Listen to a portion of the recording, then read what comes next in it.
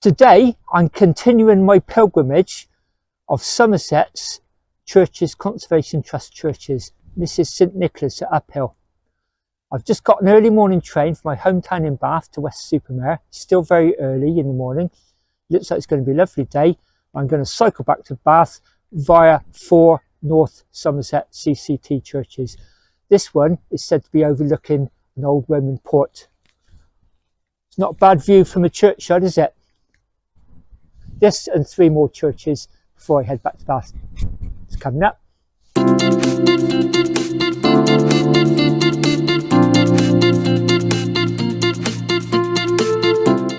This is due to a shortage of train crew.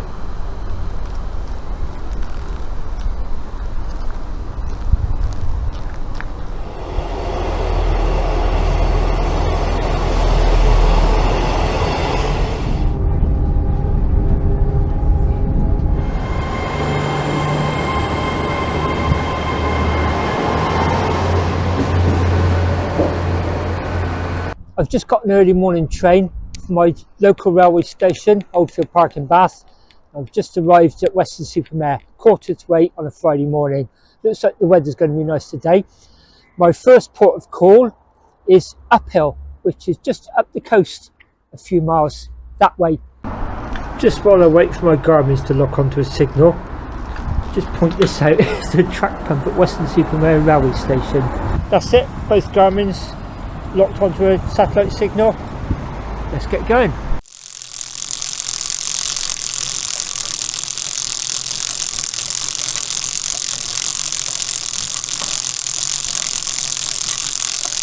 Have you ever noticed when you see a moon, especially a full moon, close to the horizon, it looks massive, and then it rises towards its zenith, it appears to shrink. You get the same effect here with Steepholm, the Bristol Channel Island. Because it's framed in between these 2 buildings with parallel lines looking up to it, it looks massive. By the time we get up to that main road where the bus and the cars going along, it would have shrunk by about 50%. That's where I spoke to you from, just down that street there, just past where that blue lorry is reversing into the Premier Inn car park. We're here on the seafront, and there's the Bristol Channel Island of Steepholm. Looks like a mouse from this perspective. It's already shrunk, I would say, by about a factor of 3, perceived shrinking in size. Of course, it clearly hasn't. If you're ever in Weston Super Mare, try it sometime. I noticed it a few years ago when me and Linda was staying at the Premier Inn down here. Anyway, there's the Grand Pier, Cusack Woods up there. I'm just going to ride down the seafront here to Uphill in a couple of miles' time.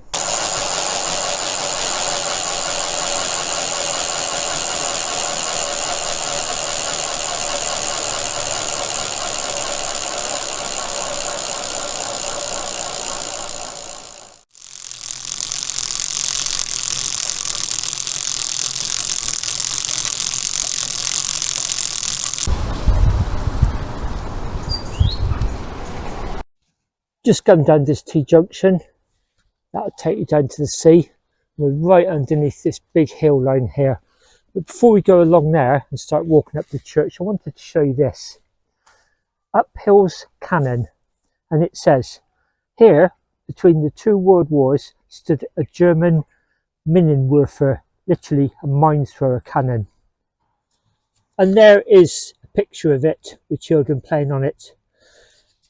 But one of my favourite historians, Mark Feltman, did a video on these cannons a while back. I'll put a link to that video if I can manage it in the top right hand corner now. Otherwise I'll put it in the description below. The story goes something like this. At the end of hostilities in the First World War, the victorious Allies had captured so many armaments from the defeated powers. They utilised a lot of them, battleships, tanks, guns, machine guns, artillery pieces, but there was no use whatsoever for these German mortar cannons. And somebody thought it may be a good idea to raise the spirits of the British people to actually place some of these into village greens, kind of as trophies really, to celebrate victory. The intention may have been good, but the idea completely backfired, because so many villages in the UK had suffered such horrific losses with young people These weapons of the enemy were actually seen as insults, and many of them were vandalised. Some were even dragged away and thrown in rivers. I mean, does the Colston statue ring a bell? And they were quickly removed from village squares, so not many of them survive these days. However, when I was doing my pillboxes tour in East Anglia last year, I actually came across one of these, and it had been put away in a museum for many years, and I think it had been bought out and replaced in a village square to mark the centenary of the First World War. And I came across that, and I left one of my knitted poppies on it. I noticed when I watched Dr. Felton's video, my poppy is actually still on that one in East Anglia.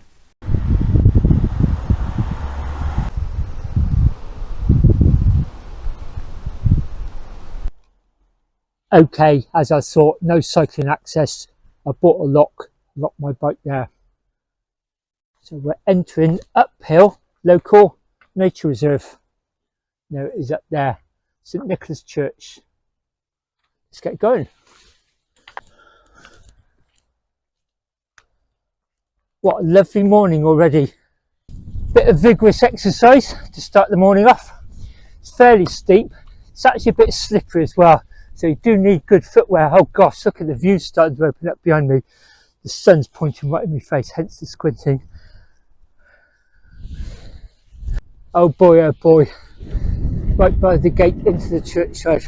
These two seats, three actually, looking down that great view already. You can just about see the white structure there of Grand Pier. That's where I filmed to start with, and then round the coast a little bit, the older Burnbeck Pier. When I was a child in the 60s, we used to get paddle steamers across the Barry Island from there when my grandparents brought me down to Weston Super Mare on holiday.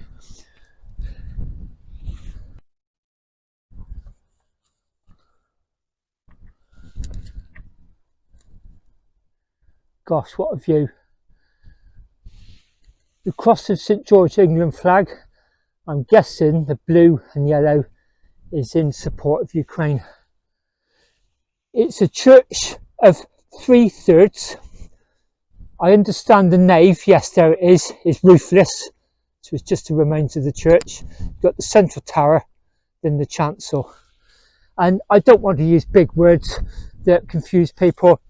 As I understand it, an easy way to remember it is the nave is where the parishioners go. If there's pews there in the pulpit, that's probably the nave. And the chancel quite often is slightly raised. You might find a little step up and some carpet. That's where the clergy will work from. And there may be choir in there as well. That's where the altar will be. That's, as I understand it, that's a simple way to understand it. So the chancel's still roofed, the nave is not. Wow, what a brilliant view up here. I think this is only open to visitors at the weekends and possibly certain times when there's bell ringing.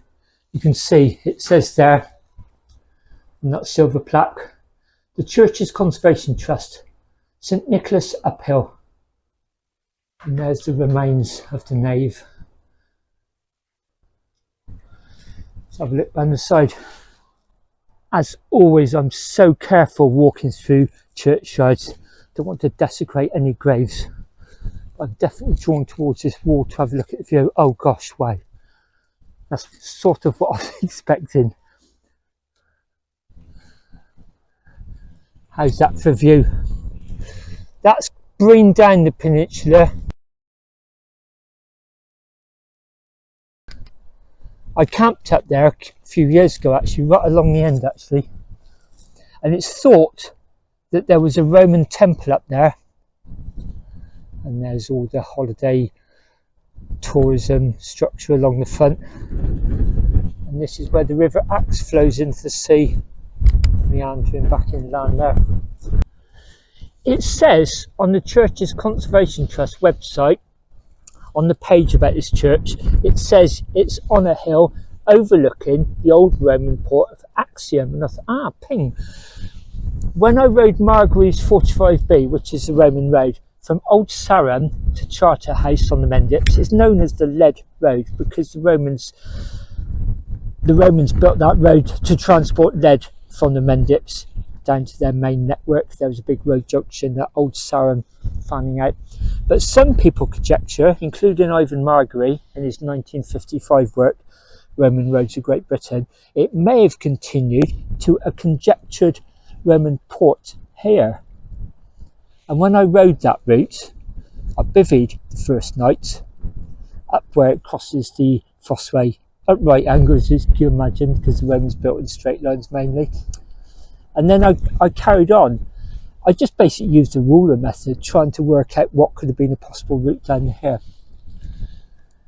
There's another website about genealogy, again I'll link all this in the description below, that says actually Axiom is not the name of the Roman port, it's actually describing the Roman temple, which was up on Breen Down.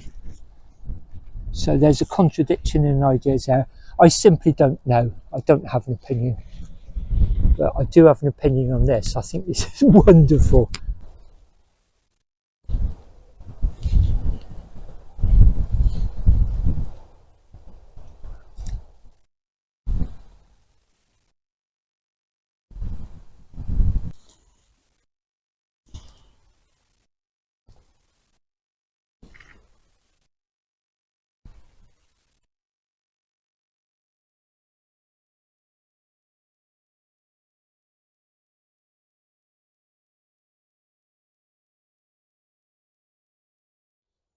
Absolutely blown away by this church.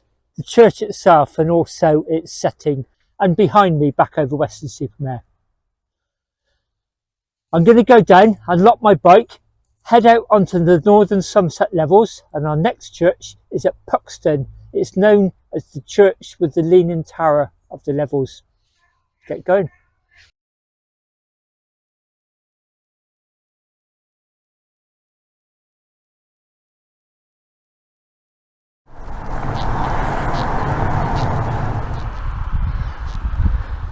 We're now quite high up on what is called Roman Road. Horse walkers coming towards us. Get some really good sweeping views down over the bay. And as you would imagine for a Roman road, it's very, very straight. Just looking down here, it's getting a little bit hazy. You can clearly see the Bristol Channel as it opens up. There's Quantox in the far distance, the other side of the channel. And there's Brent Knoll in front of us, that almost like volcano type mound. It's said that John Wesley, the father of Methodicism, went up there one evening at sunset and gained inspiration for a sermon he was going to give at a nearby church. I can well imagine that. I got quite a bit of inspiration this morning looking over that church wall down on that view. Morning. Right.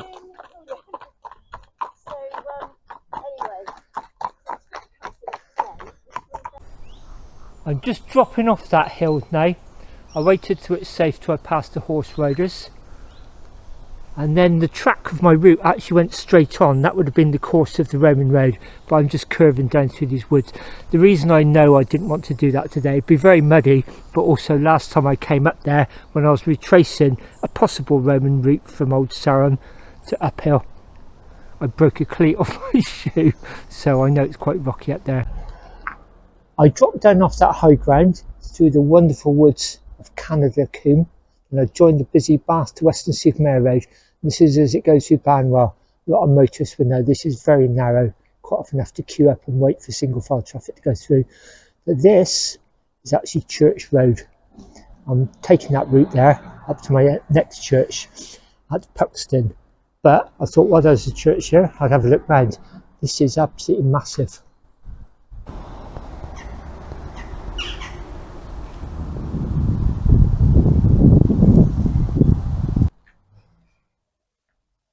Never been in here before, passed many times. I just had a look, there's some ladies going in, they're wardens by the look of it and volunteers. The Wurzels were playing in the porch, so they're clearly here to do some work. There's a memorial there, the people of this village who lost their life in the wars. But the church is wonderful. For a small place, it's massive. The people attending to this church made me feel really welcome. They were very, very friendly. And the lady you'll see as I walk through the porch was telling me that this was part of the Bath and Wells diocese, and I think she said it was the Bishop of Wells had a house right next door. This is where he was based, which explains the size of the church, why it's so big. The reason I'm overdubbing this was as I walked through the porch, she was playing the Wurzels, I Am a Cider Drinker, and I don't want to risk that being picked up on the audio and me getting a copyright strike.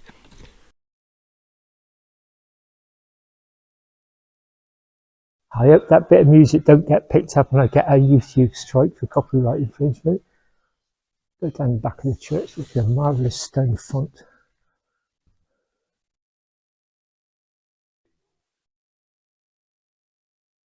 That's the beast of a font, isn't it? This amazing cover, almost spiral-like. And then these amazing stained glass windows.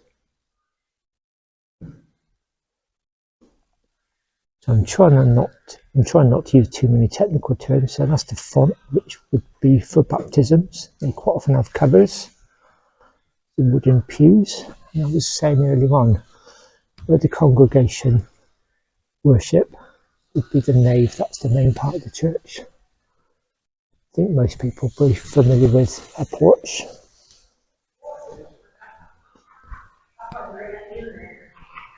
And this would be the chancel, quite often up a step, raised to a higher level.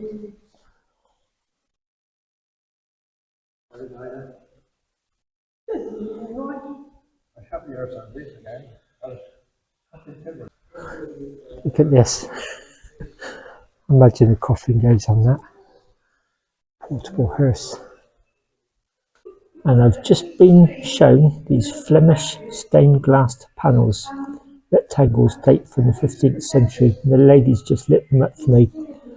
And it's all numbered on this diagram what each one is. But just look at these.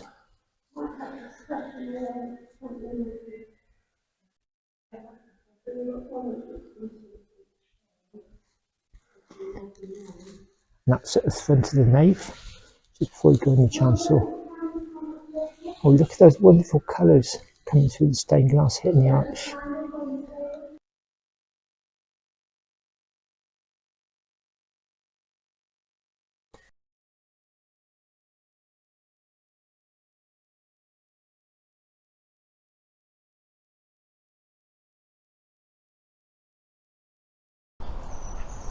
This is my route out the back of Banwell.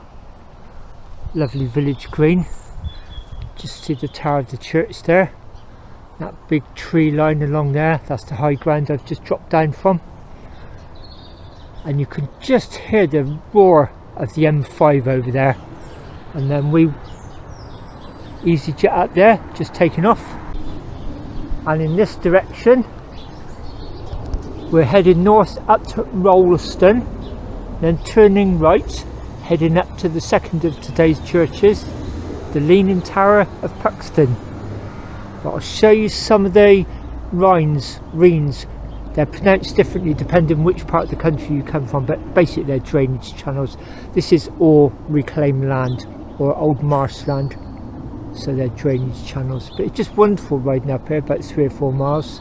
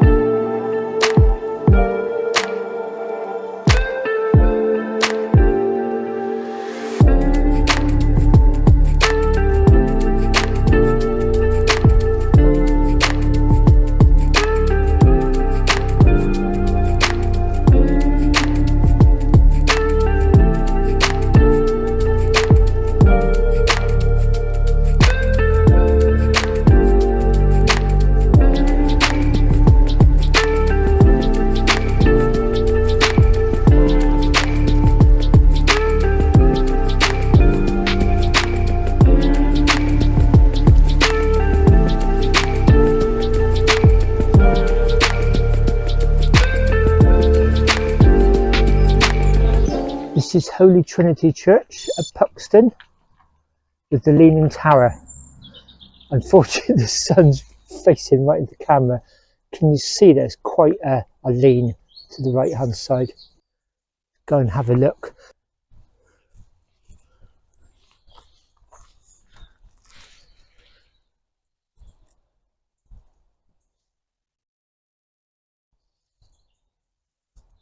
Have a look.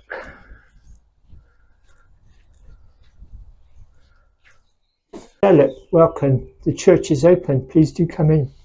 Left my hat, my glasses there.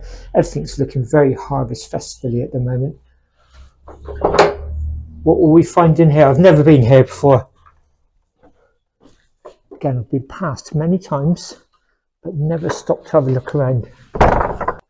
It's a bit of a knack to getting that latch to keep the door shut. Whitewashed inside, lime washed. All the roof beams. Old box pews. Raised wooden altar. In that last church there was a very, very grand high stone altar, and as you sometimes get, you get the screen above, which I believe is for projecting the sound. It's just so the acoustics travel all around the church. Wow, these wonderful box pews, quite high, aren't they? I mean, this is over my shoulder height. That's up to my neck. So yeah, what's all that about? That side's not as enclosed. Font there, cover over it. Pulpit. Not going to go up in that. Pump organ. And again, I think this would be cast as the boundary between the nave, where the worshippers sit, and here, where the choir and the officials from the church do their services, and again a step up into it. So this would be the chancel, I believe. This is almost tithe barn, like, look at that roof. Once again, almost like a church of two halves, isn't it? Different roof structure here. It's raised up just a little bit. Then this area is bathed in light through these windows. The altar. Okay, I've got a special file for churches on my phone. So I've got the home pages of the Churches Conservation Trust, home page of the Champing page. I'll tell you a little bit about my next video actually after this visit. That's going to involve Champing. And then these are just the pages for each church I visit. Okay, let's see what it says. Holy Saviour's Church, Puxton, Somerset. Tells you a bit how to find us. Oh, it says open daily. There's some pictures where I am now with the font. Let's just read the overview. The Leaning Tower of the Levels, it says, a wonderful medieval church with a noticeably leaning tower on the low-lying North Somerset Levels. It stands on a small mound at the edge of an earthwork which has produced evidence of a 10th to 13th century settlement. Dominated by its leaning tower, the church is externally perpendicular in style, with an earlier Saxo-Norman nave to the south. Its light, rustic interior features ledger stones, engraved stones covering old tombs set in the flagged floor, fine old box pews. On the north side of the nave are probably early 18th century, and the oak reading desk and pulpit, a Jacobean reading desk and the pulpit. And as usual on all these pages for each church, just the tabs just open up so much more access, information, facilities and hire, directions, transport, history and further information. If you tap that, you'll quite often get a downloadable PDF leaflet for this church. Community information tells you how to hire it. I keep saying it, but I just love this website. I've discovered even more actually. I'm not going to go into it on this video, but there's so many ideas coming up in the next year or so just from this one website. Getting back to the text, it says, its light, rustic interior features ledger stones and gravestones covering old tombs set in the flagged floor.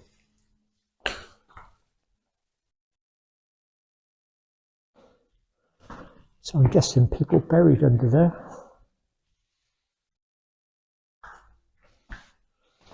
Are there more down at the back by the font?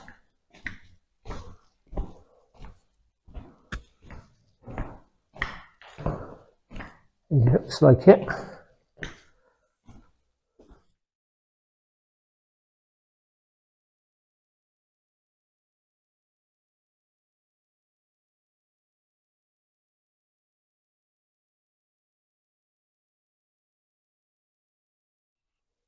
In the last church at Banwell, I signed the visitor's book, and I noticed the last person had signed on the 13th of September, and today's the 29th.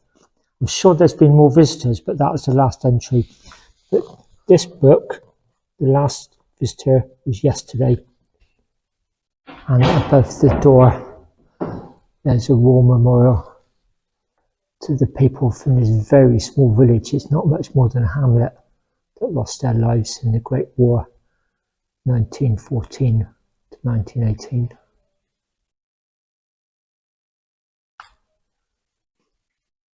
And a pattern I'm starting to recognise. Coat of arms above the porch door.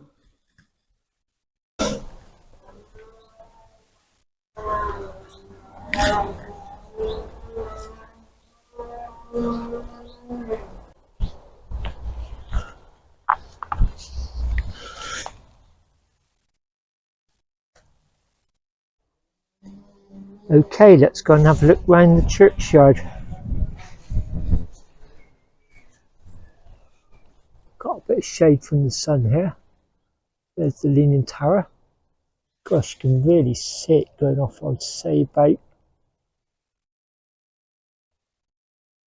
8 to 10 degrees, something like that. Little bridge over the Rhine by the look at it. Oh, this is really nice. Sun-drenched side. Oh, this is really nice round here. Really capturing the sun. How glorious this is.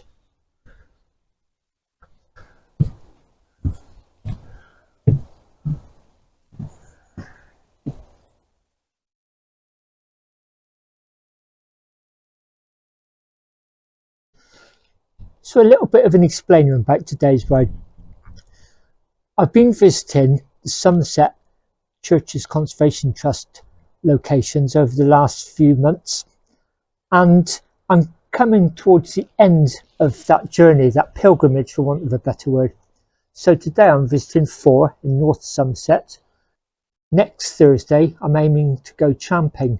I'm staying overnight in a church down in South Somerset.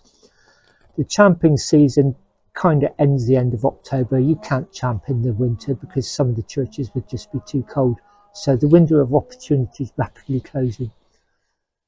And so I'm going to ride down there fairly directly from my home in Bath, have a really good champing experience, I hope. And then the next day, rather than ride back to Bath, I'm going to do a 50-mile ride to Bridgewater, get a train home. But on that 50-mile ride, I'm going to visit the remainder of the Somerset CCT churches that I haven't yet visited. One of them is going to be on the Fossway, and one of them was on a ride I did recently where I felt I had to rush a little bit towards the end to get my train. And I also said on that video I could have gone to another church, but I didn't want to pack too much into one day, so I'll be going to that one as well. So that'll be my next video. But back to today, I'm halfway through my quest. Distance wise, I'm probably only about a quarter. So a little bit about the route. I've got the train from Oldfield Park in Bath to Weston Super Mare, road just down the coast southwards to Uphill. Now I'm coming inland, heading east. My next church is going to be at Brockley, further east. after Brockley, I'm going to curve back in towards the coast near Portishead, and I'm going to visit the fourth of today's churches, and that will be at Clapton in Gordano. Then after that, I'm going to take some quiet roads into Bristol, skirt my way through Bristol, get on the Bath to Bristol bike track, get myself home. So the churches part of this route is about 25 miles, I think. And then after that, the second part, the return leg to home, would be the second 25 miles. This quiet road we're now on is called Brockley Way, and Brockley is the third destination with the third church on today's tour. I do remember from the planning that there's a little bit of off-road as we approach the church. The main road goes round and then you have to double back to the church, but it looks like I'll cut straight through. We'll see. It may be a footpath, it may be rideable, it may not.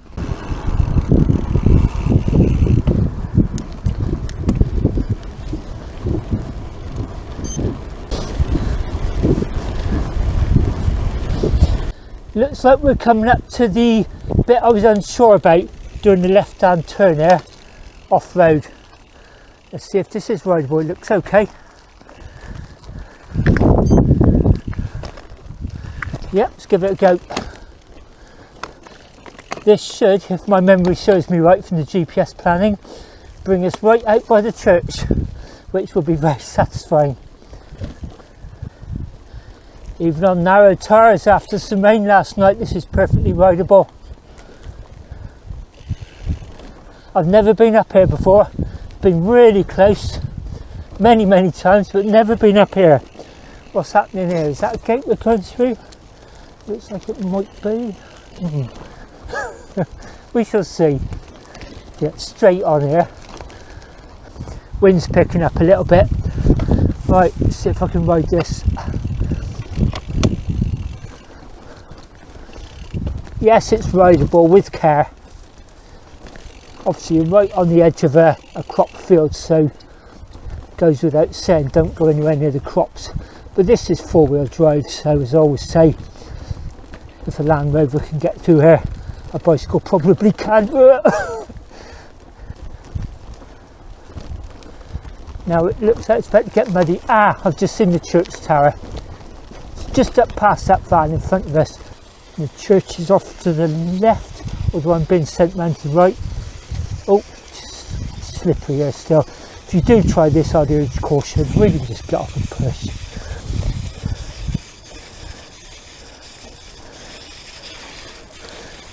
Getting back onto tarmac.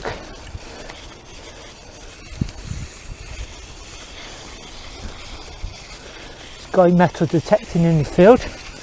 Here we are at the church by the look of it. This is the approach then. Is the entrance to the church. And then when we leave, I think we bear around to the right. And that tree line up the top there, that would be the hills where Bristol Airport is, Lowellsgate. And a bit like Cheddar Gorge and Burndon Combe, there's a couple of roads that actually go up there. They've managed to snake it up. One of them is called Brockley Combe, named after this village, and the other one's called Goblin Combe. But for now, we're going in here to have a look at the church. Managed by the church's Conservation Trust. St Nicholas Church, fearsome gargoyles and medieval carving. This is where there's supposed to be skull and crossbones on some of the graves. I know I keep saying it, but this is one of these places I've been within a few hundred yards of here so many times, and it's only as I come out with this purpose to explore these churches that I'm just exploring places where I think, how did I never know that was there? And I found one on Saturday as well. I didn't film it, I was just doing a ride, but that would definitely be a future video because I found an absolute gem. Anyway, back to today. This path was restored AD 2000 by the Friends of Brockley Church with the support of Clifford and Margaret Dennis. Thank you, Clifford and Margaret Dennis. Oh, look at the lovely flowers. Well, do you know what? Those two trees there just instantly brought back that memory of St Edward's recently at Star on the Wold. I think that's a yew tree. I'm not sure if the other one is.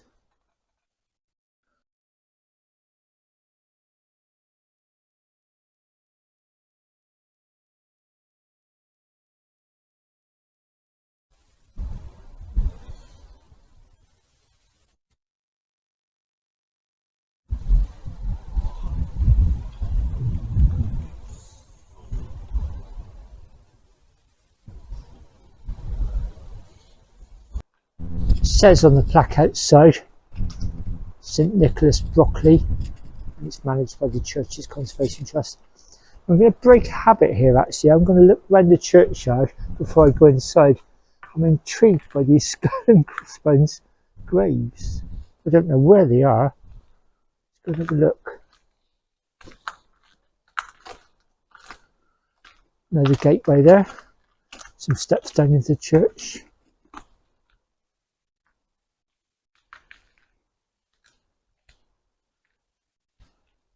I know it's a bit morbid wanting to find these skull and crossbones on a grave, but I haven't come across them yet. I will go in the church, I'll get the internet page up and see if I can get any more clues about where they are. Well, I've looked around the churchyard extensively and I cannot find the skull and crossbones. I know it seems a bit morbid, but because it was mentioned on the site, I just thought, oh, that's a point of interest I'd like to see for myself and share with you. No sign of disrespect whatsoever, but that looks a little bit on the spooky side. Probably just because of the angle of it.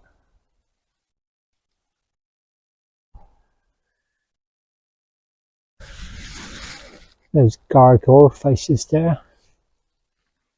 There's ones up there. When I first saw the keep, I thought, oh no, don't say you need a code to get in, but you don't. Signs of autumn everywhere. Out in the countryside, nowhere better than those pinky sort of mauvey flowers there. There's berries on a lot of the bushes. Signs of harvest festival when you're coming into churches. Okay, let's go and see. Oh, very dark and musty smelling. See if we can get some lights on. This must be the bell tower, yeah. Quite a small font compared to the last few. Gosh, bell ropes. You can see it's quite light back here, and as you move forward, it gets very, very dark. Oh, look, chandelier there. Gosh, with that raised pulpit, you may not see it until I find some light. Pulpit's amazing, isn't it? It's built into the wall.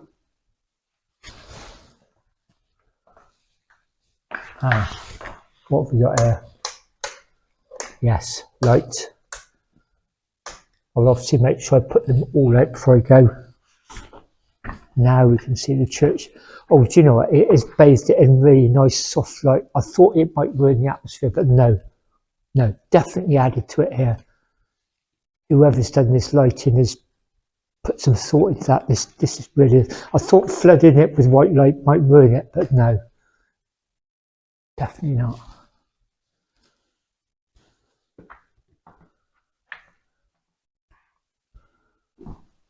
So the font is from the Norman period. And that amazing stone pulpit dates from about 1480.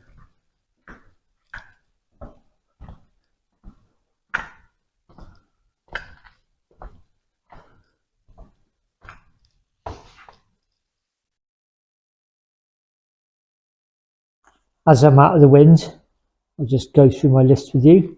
This is church number 3, St Nicholas at Brockley.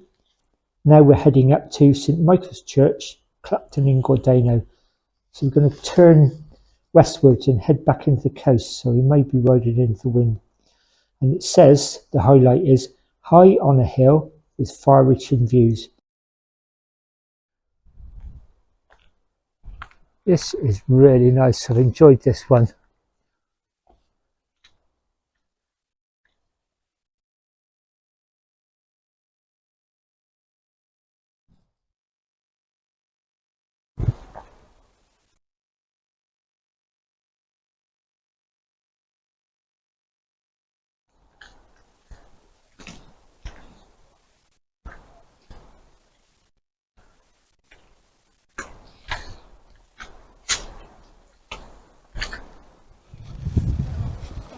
Oh yeah, right.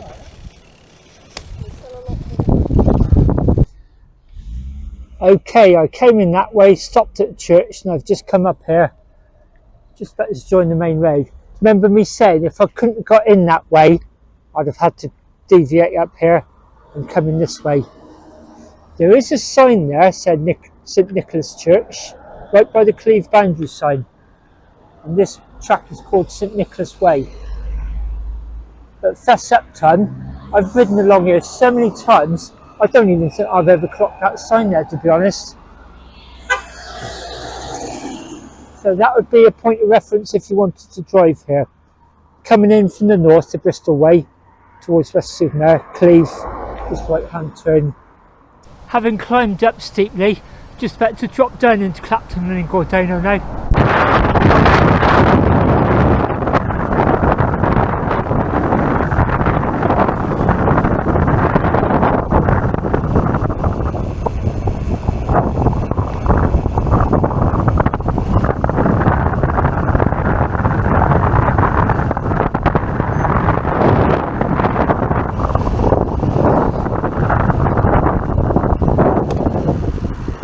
So we're near the bottom of Nace Hill.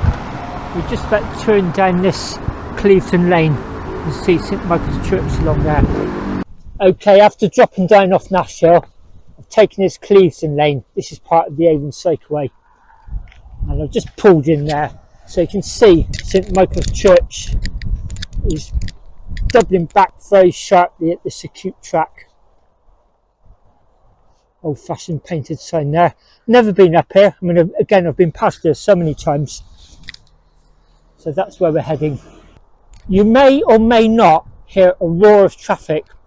The M5 is just over to our left. But if any of you remember those public information films from the 1970s, I think it was to do with tiredness driving on motorways. This is where part of the M5 is cut into that hillside there, bending round. And there's another part that's being held up on stilts, so they're at different levels, soon after the Avon Mouse Bridge, heading southwards, if you've ever driven it. But that's where that is, round there.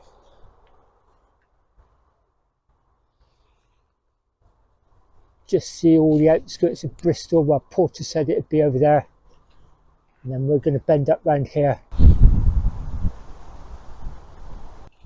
Gosh, as well as the wind whistling through the trees, there's just this almighty overpowering roar of traffic. Can't see it, but you can sure hear it. Another one where I'm going to have to lock the bike. Cannot get this open, it's padlocked. There's a kissing gate there. I don't think I'll get the bike through there even if I uproot it. So I'll leave the bike here. Walk about 50 yards up this track, hairpin, and then we're up to the church. Thank goodness there's no houses. I thought somebody might try and get access through that gate with my bike locked to it. St Michael's Church, Parish of All Saints, East Clevedon, Clapton and Gordano. This church is now in the care of the church's Conservation Trust. Key holders' names are displayed in the church porch. Looks like we're not going to get in, doesn't it?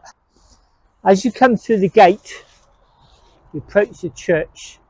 The setting looks idyllic, but there's just this almighty overpowering sound of traffic, and I know it's literally not far past that wall up there.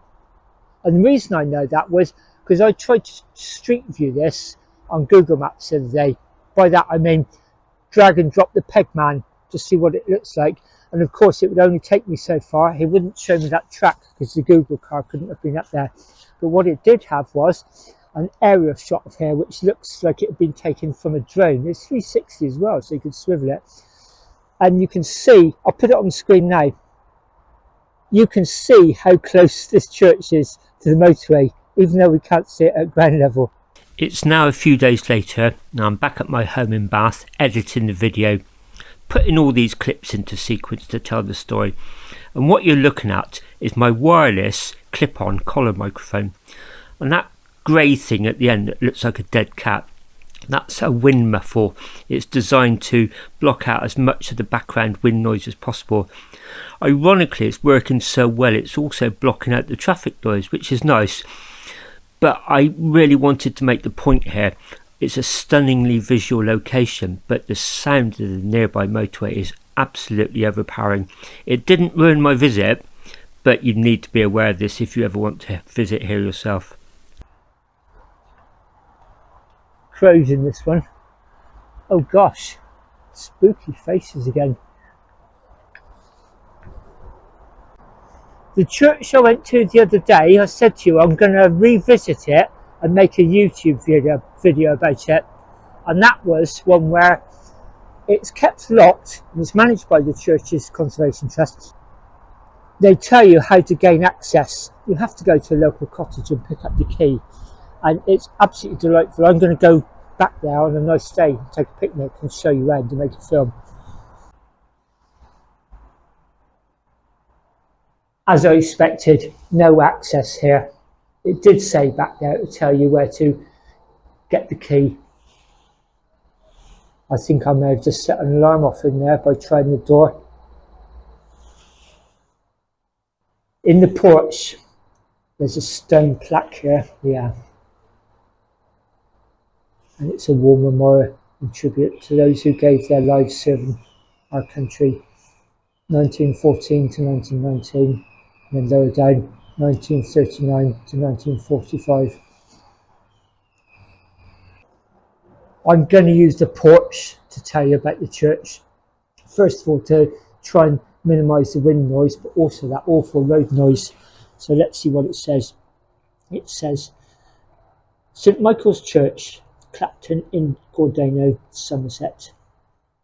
Currently open on Sundays only. And here's the overview. High on a hill with far-reaching views. Standing high above the medieval court to the west of the village, the church overlooks the distant industrial sprawl of Portishead. The 12th century tympanum is the oldest visible part, with good carved stonework throughout. Highlights are a 13th century screen, reredos and benches, and a grand late 1692 monument showing the kneeling figures of Edmund Winter and his wife. Let's just have a look over here and see if we can see any evidence of the motorway. I know it really is very, very close.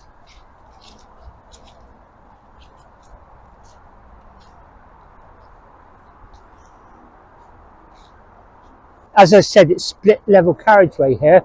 So one of them is literally going through the edge of the woods and the other one is higher up on stilts.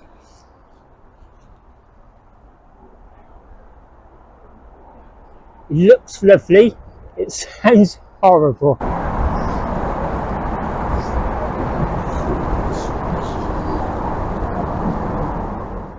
Back down by the church gate. Try not to bleach everything for the sun. I think that's another giant yew tree. And then, as it said, overlooking the sprawl of Portishead. Let me try and show you.